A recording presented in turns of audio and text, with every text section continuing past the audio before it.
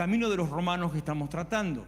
Primeramente porque, como dije el miércoles pasado, no todos los caminos conducen a Roma. No de todas las maneras ni a través de cualquier situación uno llega al Señor. Hay una sola forma, una sola manera, que la Biblia lo dice. Claro, puede estar, si quiere, la opción de que uno diga, bueno, pero lo dice tu Biblia, pero el otro libro X dice otra cosa, entonces ¿con cuál me quedo? Bueno, es sencillo, yo te invito a que tengas la experiencia, y cuando tengas la experiencia personal con Dios, entonces, como leímos el domingo, no voy a decir más tal día porque siempre me equivoco o no sé qué día. Entonces, como dijimos un día de esto, el Señor da testimonio a tu espíritu. Él te habla, te muestra, te dice cómo, o como fue en el devocional de ayer, haciendo referencia a la apuesta de Pascal, que termina diciendo, bueno, no sé, así, no sé si Dios existe. Así dice, no sé si Dios existe. Pero la cuestión es, si existe, ¿qué perdiste? Ahora, si no existe, ¿qué perdiste con vivir una vida cristiana? Ahora, si existe y no la viviste, ¿qué te espera? Una cuestión de conveniencia personal que nos lleva a eso, a esa situación. Bueno, hay momentos en que solamente la cosa se puede analizar a través de la experiencia. Entonces, no sabes si sí o si no, probá a Dios, probá a Cristo, vas a sentir, te vas a dar cuenta, cuando empiezan a pasar cosas en tu vida, vas a ver que es así, que es real. El único camino es Jesucristo. Juan 14:6 lo dice clarísimo, yo soy el camino, la verdad y la vida. Entonces, no todos los caminos llevan a Roma, y este camino de los romanos nos lleva a dos cosas. Primero, a mirar el camino de mi salvación, aunque después digo por qué tengo que ser salvo. Y segundo, a aprender la manera de llevar, aprender la manera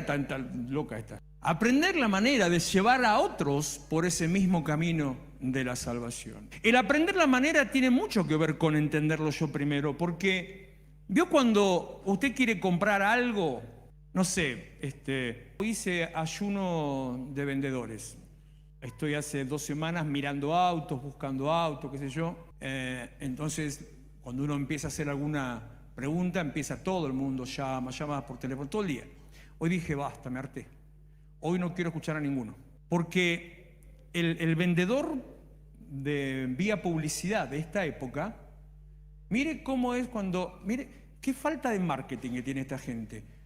Hola, Walter. Sí, te estamos hablando de Chevrolet, Ford, Fiat, Audi, qué sé yo. Porque dejaste a ver, aprendan a hablar en forma que sea, que la gente te reciba, te quiera escuchar. No, encima ponen voy a ser antiguo, el cassette. Sí, mira, estaba interesado en X auto. Ah, sí, y empieza el catálogo de memoria leído. Sí, porque el auto tal tiene así. Digo, no me des la ficha técnica, dame el precio. Bueno, esas situaciones, esas cosas que se presentan, cuando uno va a un vendedor ignorante, no le da ganas de comprar. Pero cuando va a un vendedor que sabe lo que le está vendiendo, conoce el producto, sabe las virtudes de ese producto y sabe cómo presentárselo, a usted, aunque no tenga plata, le da ganas de comprar cualquier cosa. El buen vendedor es aquel que le vende lo que usted no necesita o no quiere y se lo vende. Entonces lo compró contento. Mirá lo que me compré, ¿qué es? No sé, pero estaba bueno cuando lo compré. Eso es un buen vendedor. Bueno, eso mismo nos toca de nuestra parte.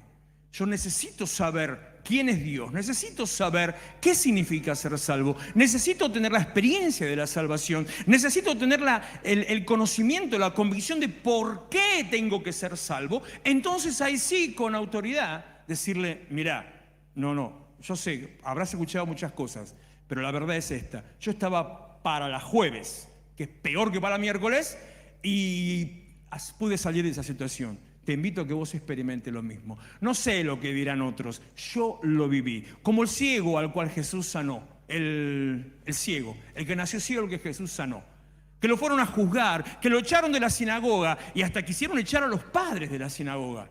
Cuando van y le preguntan, dicen, a ver, contanos qué pasó, qué fue la situación. No sé, tal cosa, tal tipo, vino Jesús y me sanó. Ah, no, ¿cómo? Ese pecador, ese pagano, bla, bla, bla, bla, bla. Y el tipo la resolvió muy sencillo. Palabra para este tiempo. Mira, yo no sé si es pecador, no sé si es un buen tipo, no sé de dónde salió. Una cosa sé, yo era ciego y ahora veo. Lo demás te lo dejo a vos. Teniendo la experiencia de lo que Dios hizo en mi vida. No hay milagro más grande que la transformación, como hemos hablado tantas veces y seguiremos hablando tantas veces. No hay milagro más grande que la transformación, lo que Dios hace en tu interior. Por eso tenés que conocerlo. En primer lugar, saber lo que Dios hace en mí, porque lo necesito. Y en segundo lugar, presentar el mensaje a los demás. Si bien la semana pasada fue más que nada una introducción sobre las cuestiones espirituales, las cosas que se ven o lo que no se ven, el primer paso de este camino lo damos hoy leyendo Romanos capítulo 3, versículo 21 al 23. Aunque voy a hacer unas pausas, obviamente, en medio de. ¿Qué dice así? Le leo primero una versión distinta a esa, ves que ahí no importa. Todos hemos pecado y por eso, por haber pecado, estamos lejos de Dios. La versión moderna que simplifica el concepto para que uno entienda de qué se trata, que está basado en esta versión tradicional para nosotros en castellano, que en vez de decir, por eso estamos lejos, dice en el versículo 23, hemos sido destituidos. No es lo mismo estar lejos que estar destituido, pero por estar destituidos terminamos estando lejos. O sea, las dos ideas suman al entendimiento. No podemos estar cerca de Dios, nos perdimos ese lugar de estar al lado de Dios, nos perdimos el derecho de estar junto a Él, de pasar en intimidad. Ya estoy lejos de Dios y me siento lejos de Dios. ¿Por qué? Porque un día quise presentarme delante de Dios y el casting me dio negativo y me dijeron, no das la medida, no reunís los requisitos. Porque hay requisitos, hay ciertas normas, hay un cumplimiento que se tiene que tener para poder presentarse a Dios. Cuando hablamos de las situaciones de este tiempo, uno de los temas de los que más se reclama es sobre la justicia. Más que nada en lo que tiene que ver con lo personal, ¿no? Cuando ves una situación de injusticia, cuando ves la justicia que no actúa, cuando ves el ladrón que entra y sale como si nada, cuando ves que al que se robó un atado de cigarrillo lo meten preso y al que se robó $1.000.000 anda dando vueltas por la calle. Entonces uno tiene ese reclamo de justicia. Y ese mismo justicia es lo que vemos en la palabra, 2 versículos anteriores, que empieza diciendo así. Pero ahora, aparte de la ley, se ha manifestado la justicia por la ley y por los demás. La justicia de Dios que viene por medio de la fe de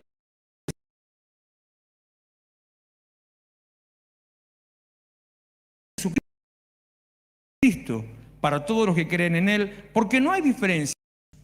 Ese clamor de justicia, ese reclamo de justicia, esa indignación a causa de la injusticia, que a usted le pasará si le tocó en algún momento, o de alguien cercano, o cuando ve el maltrato que puede tener, si tiene o no tiene un abogado de bueno o malo, si tiene o no tiene recursos económicos, si tiene o no tiene contactos, que en esta época es tal vez lo más valioso, ve que la justicia no llega.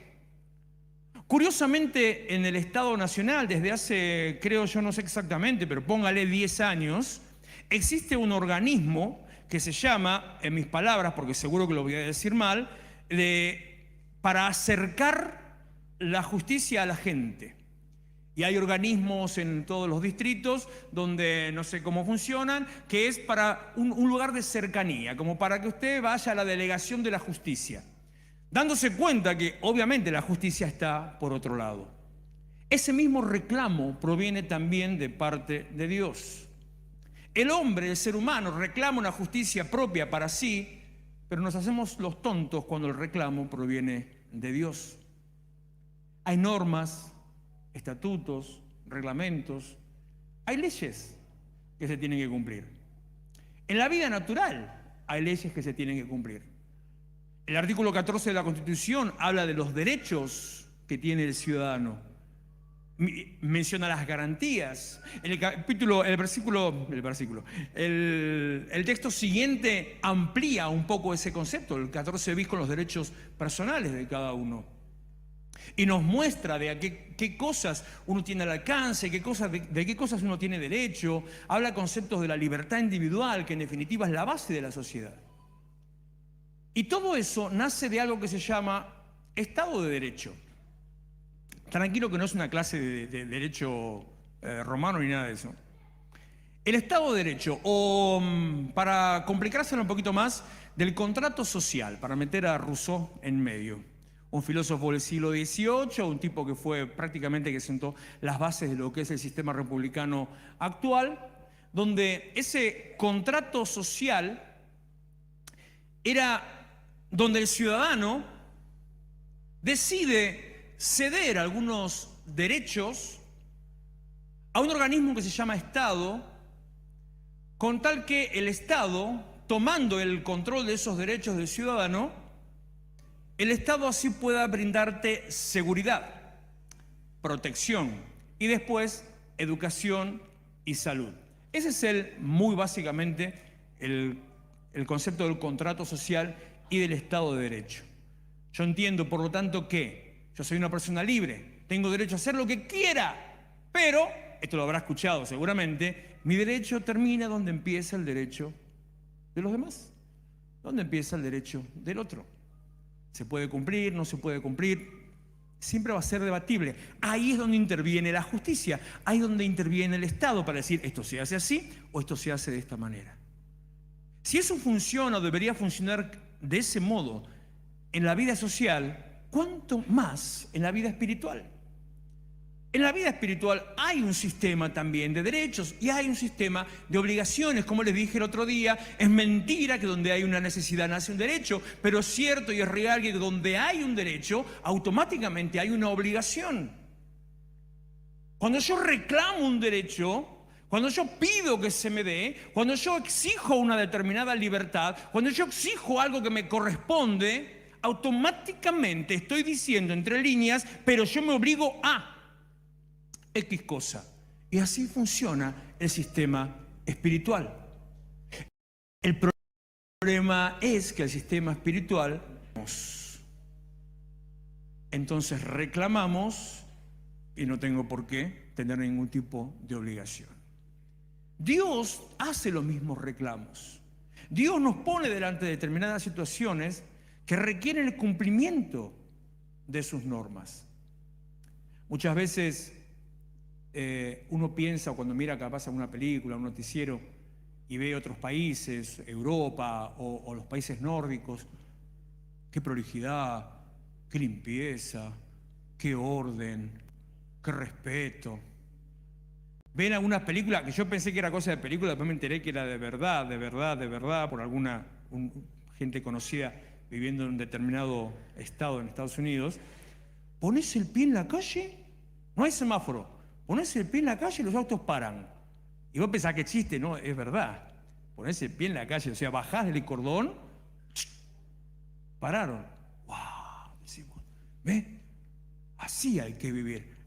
Eso es un país que funciona. ¿Por qué no somos así? Y yo le pregunto, y yo no me lo pregunto porque me lo digo siempre, yo no estoy preparado para vivir en un país que funcione. Porque es muy bonito que todo se cumpla, todas las normas se cumplan, pero ¿estoy dispuesto a cumplir todas las normas? ¿Se siente bien, Ivana? Se tentó la... ¿Estoy dispuesto a, precisamente porque uno se le ocurrió ponerse a jugar en la vereda y baja el pie, estoy dispuesto a frenar porque sí? Es una exageración lo que le digo, pero no es tan sencillo. Bueno, esa disposición es la misma a la que nos presenta el Señor a través de su palabra. Normas, preceptos, estatutos que deben ser cumplidos. Si no se cumplen, nos destituyen de la presencia del Señor. Le quiero leer 2 Crónicas, capítulo 34,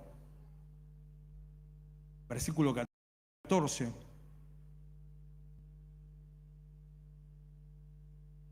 Son varios versículos, se los voy a leer rápido.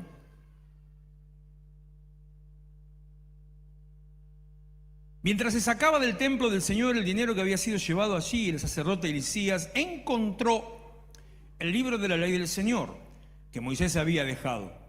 Al informar acerca de esto, le entregó el libro al escriba y le dijo: he encontrado en el templo del Señor el libro de la ley.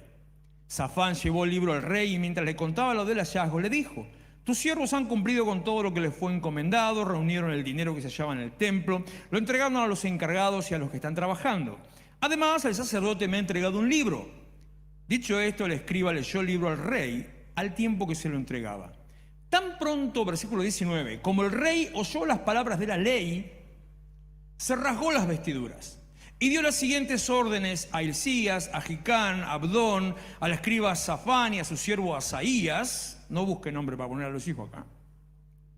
En cuanto a las palabras del libro que se ha hallado, vayan y consulten al Señor por mí, dice el rey, y por el remanente de Israel y de Judá. Ciertamente grande es la ira del Señor que ha caído sobre nosotros.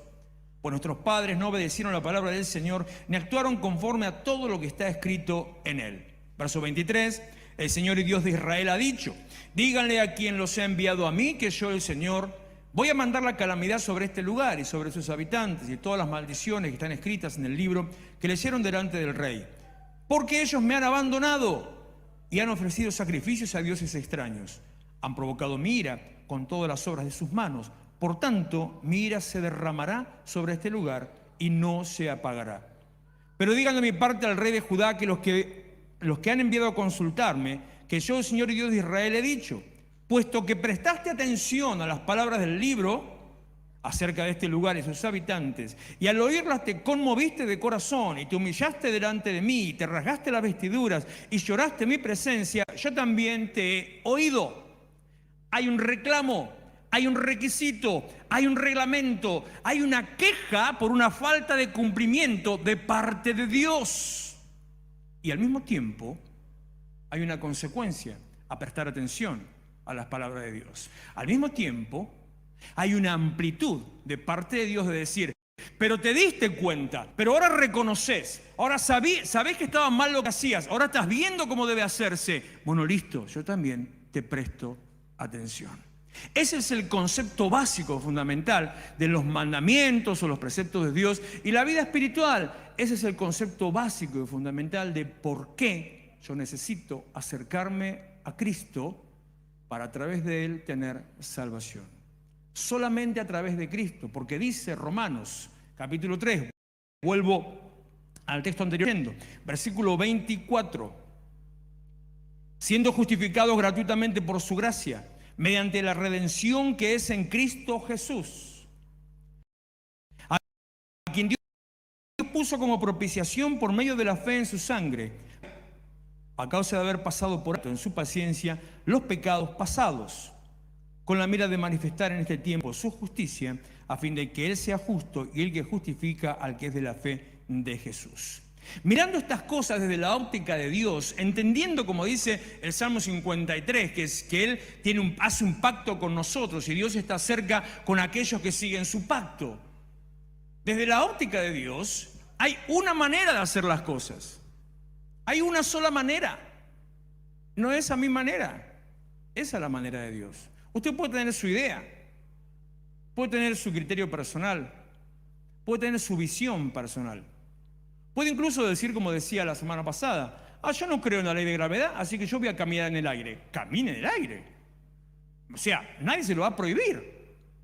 Ahora, que se va a romper la cabeza, se va a romper la cabeza igual. Hay leyes que solamente pueden cambiar por una ley espiritual, que en este caso es un milagro. Las leyes solamente se reemplazan por otra ley. La ley de Dios se reemplaza por la misma ley de Dios. La ley de Dios que dice a través de Jesucristo. ¿Por qué necesito entonces ser salvo? ¿De qué necesito ser salvo? ¿Por qué hay una manera? ¿Por qué Dios me condena entonces a la perdición si yo no sabía? Porque acá estamos viendo al rey Josías que no sabía y se arrepintió por no haber sabido y tomó una decisión. Todo empieza por un pensamiento, todo empieza por una decisión. No existe en el mundo espiritual, no existe la salvedad, la excepción de decir, ah, bueno, yo no sabía. Y entonces por eso quedar exento del cumplimiento de la ley. Es más, la Biblia es tan amplia en ese concepto que dice, dejando una puerta abierta, aún dice a aquellos que en determinada situación tal vez nunca se enteren, nunca llegaran incluso a escuchar hablar de Jesucristo, dice, ah, bueno, está zafado.